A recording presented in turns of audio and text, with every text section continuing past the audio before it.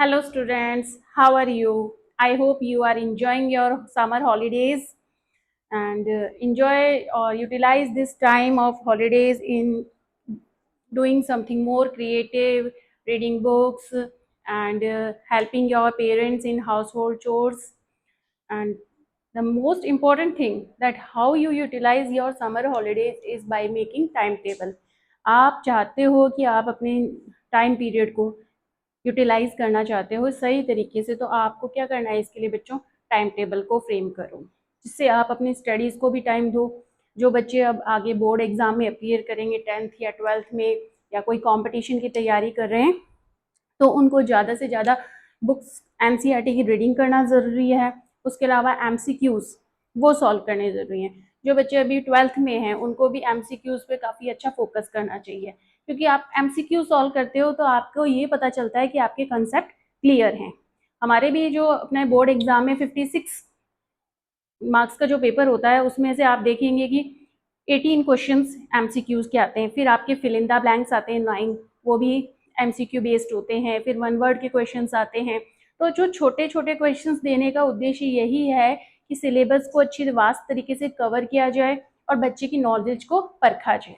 ठीक है, हम जो हमारे 12th क्लास का चैप्टर स्टार्ट कर रखा था, 5th चैप्टर मॉलिक्यूलर बायोलॉजी, उसमें मैंने आपको डीएनए कंसेप्ट बताया था। डीएनए वर्ल्ड में हमने देखा था कि डीएनए किसका बना होता है।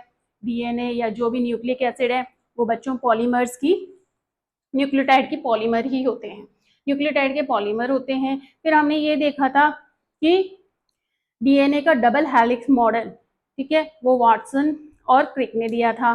फिर आपने ये भी देखा था कि किस तरीके से इंफॉर्मेशन का फ्लो होता है। इंफॉर्मेशन का फ्लो जैसे सेंट्रल डोग्मा में हमने देखा कि डीएनए से आरएनए, आरएनए से बनेगा प्रोटीन, प्रोटीन जैसा होगा वैसा हमारा फिनोटाइप होगा। ठीक है, डीएनए का डबल हेलिक्स मॉडल देखा तब हमने काफी सारी चीजों की जानकारी हासिल करी थी कि जो अपने हेलिक्स है, ठीक है, उसमें हम देखते हैं एक हेलिक्स में 10 बेस पेयर्स आते हैं, 10 बेस पेयर्स आते हैं और दो बेस पेयर के बीच का जो डिस्टेंस होता है बच्चों, वो डिस्टेंस कितना होता है 0.34 नैनोमीटर।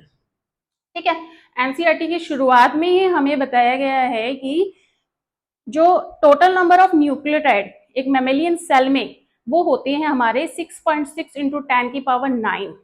देखिए 6.6 इंटू 10 की पावर 9, इतने एक सेल के अंदर इतने न्यूक्लियोटाइड्स।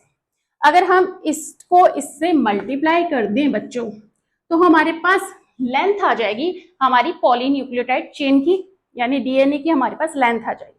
अप्रोक्सीमेटली वो लेंथ हम मानी जानती है 2.2 से लेकर 2.5 मीटर।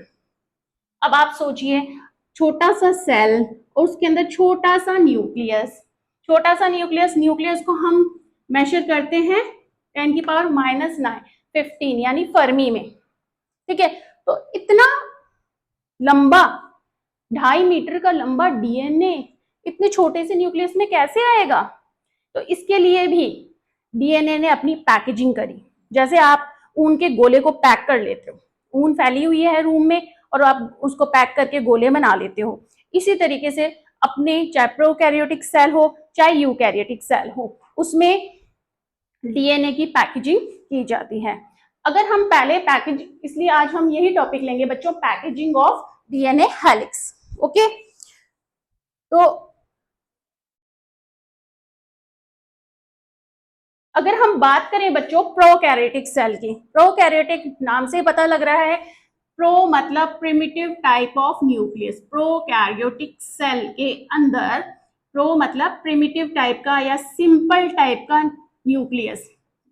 और न्यूक्लियस के नाम पे सिर्फ इसमें आप देखिए क्या होता है, इसमें बच्चों अपना जो डीएनए होता है वो पूरे छोटे से सेल के अंदर स्कैटर ना होकर एक जगह इकट्ठा हो जाता है।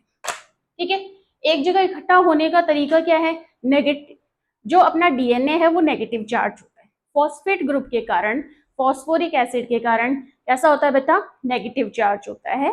डीएनए नेगेटिव चार्ज है, negative charge DNA positive charge protein के साथ बाइंड होकर एक जगह सेल में इकट्ठा हो जाता है और इसको हम बोलते हैं न्यूक्लियोइड। क्या बोलते हैं बच्चों? न्यूक्लियोइड। ठीक है, तो ध्यान रखने वाली बात है, प्रोकैरियोटिक सेल में वेल डेवलप न्यूक्लियस नहीं होता। डीएनए या जो जेनेटिक मटेरियल है वो एक जगह कंडेंस होने के लिए वो पॉजिटिव चार्ज प्रोटीन की हेल्प लेता है और वो पैक होके एक जगह आ जाता है, उसको हम बोलते हैं न्यूक्लियोइड। क्या बोलते हैं बच्चों? न्यूक्लियोइड। ओके, बहुत सिंपल तरीका है। प्रोकैरियोटिक सेल का एग्जांपल लेंगे तो हम बैक्टीरिया लेंगे, ब्लू ग्रीन एल्गे लेंगे, माइकोप्लाज्मा लेंगे। ठीक है, अब हम यही पैकेजिंग ऑफ डीएनए हेलिक्स अपने यूकैरियोट्स में पढ़ते हैं। यूकैरियोटिक सेल मैमेलियन सेल की जैसे अभी मैंने बात करी कि 2 से 2.5 मीटर लंबा डीएनए होता है। अब उसकी हम पैकेजिंग कैसे करेंगे? ठीक है, तो उसको पैक करने के लिए बच्चों यूकैरियोटिक सेल में डीएनए की पैकेजिंग। ओके, यू मतलब ट्रू, ट्रू यानी वेल डेवलप्ड, कैरियोटिक मतलब न्यूक्लियस। ऐसा सेल जिसके अंदर वेल डेवलप न्यूक्लियस होगा, न्यूक्लियस के अंदर डबल मेम्ब्रेन बाउंडेड स्ट्रक्चर होंगे, न्यूक्लियोलस पाया जाएगा, जेनेटिक मटेरियल होगा, वो एक वेल डेवलप यूकैरियोटिक सेल का न्यूक्लियस होता है। ठीक है, इसके अंदर पैकेजिंग करने के लिए बच्चों हमारे पास क्या होता है, कुछ पॉजिटिव चार्ज प्रोटीन्स होते हैं। क्या होते हैं? पॉजिटिव चार्ज प्रोटीन्स होते हैं। पॉजिटिव चार्ज प्रोटीन्स ये इस तरीके से, ठीक है, 8 के 4 ऊपर हैं 4 नीचे हैं, ऐसे 8 के शेप में इकट्ठा होते हैं और इसको बोलते हैं हम न्यूक्लियोसोम। ठीक है, ये न्यूक्लियोसोम बने किसके होते हैं? ये positive charge protein positive charge amino acids के बने होते हैं। पॉजिटिव चार्ज अमीनो एसिड्स के बने होते हैं। अमीनो एसिड्स कौन कौन से होंगे? लाइसीन और आर्जिनिन।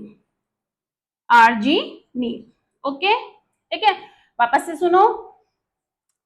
यूकैरियोटिक सेल में हमें पैकेजिंग करने के लिए हमारे पास क्या होगा, जो नेगेटिव चार्ज प्रोटीन है वो पॉजिटिव